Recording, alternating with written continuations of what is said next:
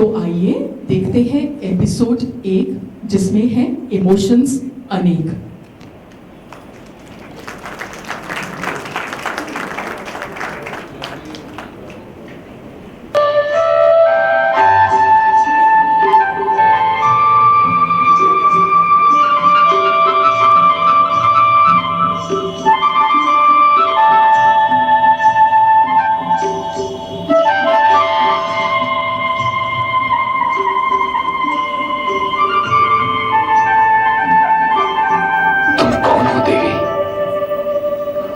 सत्यवती, दाशराज की पुत्री। यहाँ किसकी प्रतीक्षा कर रही हो? उन यात्रियों की जिन्हें यमुना पर जाना हो। मुझे यमुना पार कराओगे? क्यों नहीं, अवश्य।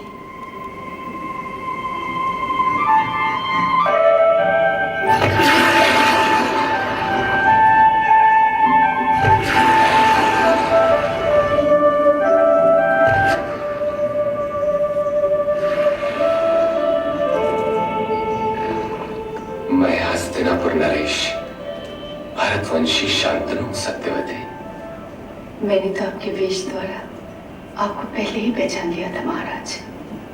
तब तो तुम ये भी समझ गई होगी कि मैं तुमसे क्या कहना चाहता हूँ।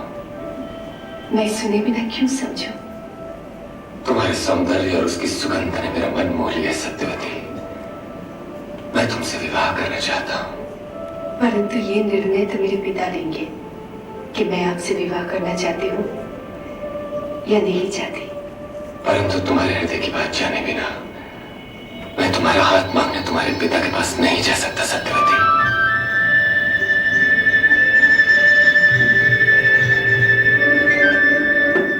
मेरे हृदय की बात तो अब तक आपके हृदय को जान लेनी चाहिए थी महाराज।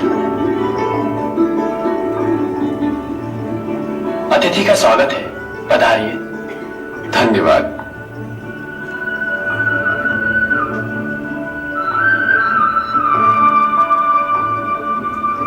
विराजिए। वस्त्र और शस्त्र से तो आप राजा लगते हैं। मैं भरतवंशी शांतनु। हस्तिनापुर नरेश। आप विराजित हो दाशराज। मेरा अहोभाग्य कि आप यहां पधारे महाराज, पर इस कृपा का कारण महाराज? मैं आपसे कुछ मांगने आया हूं। मैं भला हस्तिनापुर नरेश को क्या दे सकता हूं? हर व्यक्ति कुछ देने योग्य होता है दाशराज, और हर व्यक्ति कुछ न कुछ मांगना चाहता है। मेरे पास तो ऐसी कोई वस्तु नहीं जो महाराज को अर्पण कर सकूं। यदि आप देना न चाहें तो और बात है, पर मैं जो आपसे मांगने आया हूं वो त्रैलोक्य में आपके सिवाय और किसी के पास नहीं। मैं समझा नहीं नरेश, मेरे पास ऐसी कौन सी वस्तु हो सकती है? जो मैं मांगने आया हूं दाशराज वो वस्तु नहीं है। तो फिर? मैं तो सुगंध की बात कर रहा हूं, जिसके आगे कस्तूरी भी अपना सर झुकाए। क्या आप वही कह रहे हैं महाराज जो मैं समझ रहा हूं?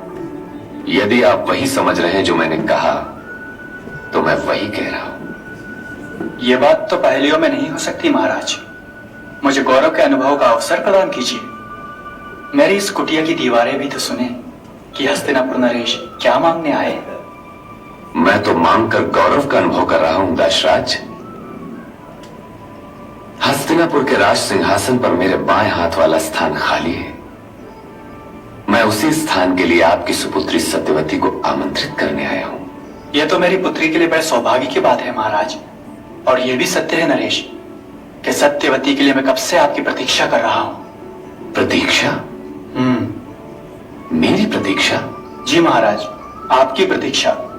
सत्यवती की कुंडली कहती है कि उसे राज्य करना है, और आज भारतवर्ष में आपके सिवा दूसरा राजा ही कौन है? आकाश पे चंद्रदेव और धरती पर आप। अर्थात आपने इस संबंध को स्वीकार किया। वो कौन सा अभागा पिता होगा महाराज जो अपनी पुत्री के लिए आपका हाथ स्वीकार नहीं करेगा? परंतु परंतु क्या दाशराज? महाराज को मैंने सत्यवती की जन्म कुंडली की बात तो बता दी, पर मेरे हृदय की कुंडली भी तो कुछ कहती है ना महाराज। क्या कहती है आपके हृदय की कुंडली? मेरा जी चाहता है कि सत्यवती की संतान राज्य करे। सत्यवती से आपके लगन के रास्ते में बस यही एक अड़चन है। परंतु मैं गंगा पुत्र देवव्रत को युवराज घोषित कर चुका हूं दासराज। पता है, यदि पता ना होता तो ये प्रतिबंध ही क्यों लगाता? पर यह तो कोई प्रतिबंध ना हुआ दासराज। जरा विचार तो कीजिए कि आप कह क्या रहे हैं। कहिए तो नदियों की डगर बदल दूं, वायु का मुंह फेर दूं, ग्रहों के मार्ग बदल दूं, अग्नि से कहूं कि वो आपके चूल्हे में जले पर आपके घर में न लगे। पर मैं अपने पुत्र देवव्रत के साथ यह अन्याय क्यों करूं? क्या इसलिए कि कामदेव ने मुझे घायल कर दिया? आप कोई प्रतिबंध जैसा प्रतिबंध लगाएं दासराज। मैं देवव्रत के विषय में वचनबद्ध हूं। आप वो सब कुछ करने को तैयार हैं महाराज जो मैं नहीं चाहता, और जो एक बात मैं चाहता हूं वही आप करने को तैयार नहीं। तब तो हस्तिनापुर नरेश से क्षमा चाहता हूं। आप सत्यवती की भाग्य रेखा को बदलना चाहते हैं, जो मुझे स्वीकार नहीं। यदि उसके संतान को राज्य करना है तो उसकी संतान ही राज्य करेगी। सत्यवती की भाग्य रेखा उसकी संतान को राज्य करवाने वाले राजा को खुद ही यहां बांध लाएगी महाराज। वो राजा ही क्या जिसे अपने वचन की डोरी के सिवाय कोई और डोरी बांध ले। कुमारी सत्यवती के लिए किसी और राजा की प्रतीक्षा करें दासराज,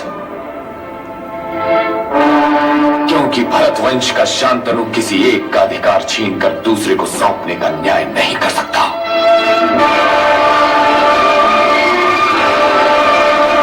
मुझे पिता महाराज के विषय में कुछ बताएं। वे मेरी पुत्री सत्यवती से विवाह करना चाहते हैं। तो फिर रुकावट क्या है? क्या पिता महाराज का हृदय और हस्तिनापुर का राजमहल आपको देवी सत्यवती के लिए छोटा दिखाई दे रहा है? यह आपने क्या कह दिया गंगा पुत्र? तो फिर बस एक रुकावट है गंगा पुत्र। और वो रुकावट है क्या? सत्यवती की भाग्य रेखा कहती है कि उसका पुत्र राज करेगा, और यही एक वचन महाराज ने नहीं दिया। वे ये वचन दे ही नहीं सकते थे दासराज। मैं समझा नहीं कुमार। उन्हें तो ये वचन देने का अधिकार ही नहीं था दासराज। राजा को वचन देने का अधिकार नहीं कि उसके बाद राजा कौन होगा? अधिकार है, परंतु पिता महाराज उस अधिकार का प्रयोग कर चुके हैं। कोई राजा एक ही वस्तु या पदवी को दो व्यक्तियों को तो नहीं दे सकता ना दासराज। आपने पिता महाराज के धर्म संकट को समझने का प्रयत्न ही नहीं किया। तो आप समझा दीजिए। हस्तिनापुर का राज सिंहासन वो मुझे दे चुके हैं।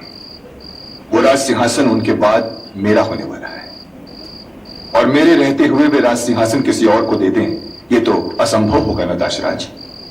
ये तो घोर अन्याय हो जाएगा। हाँ, मैं यदि चाहूं तो वो राज सिंहासन किसी को दे सकता हूं।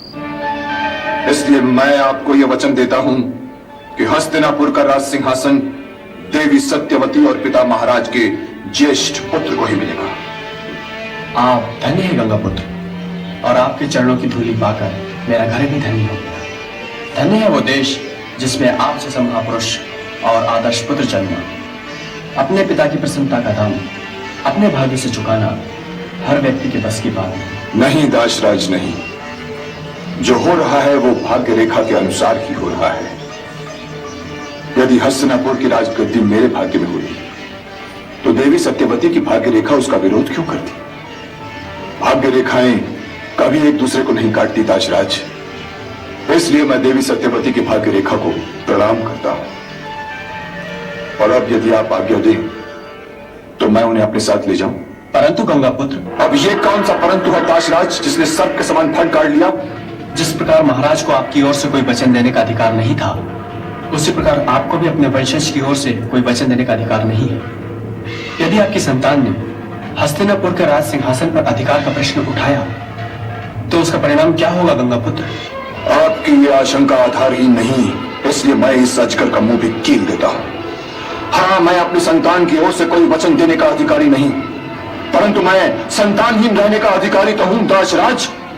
इसलिए मैं गंगा पुत्र देवव्रत चारों दिशाओं, धरती और आकाश को साक्षी मानकर आज ये प्रतिज्ञा करता हूं कि आजीवन ब्रह्मचारी रहूंगा, जीवन भर विवाह नहीं करूंगा वंशहीन ही जीऊंगा और वंशहीन ही मरूंगा।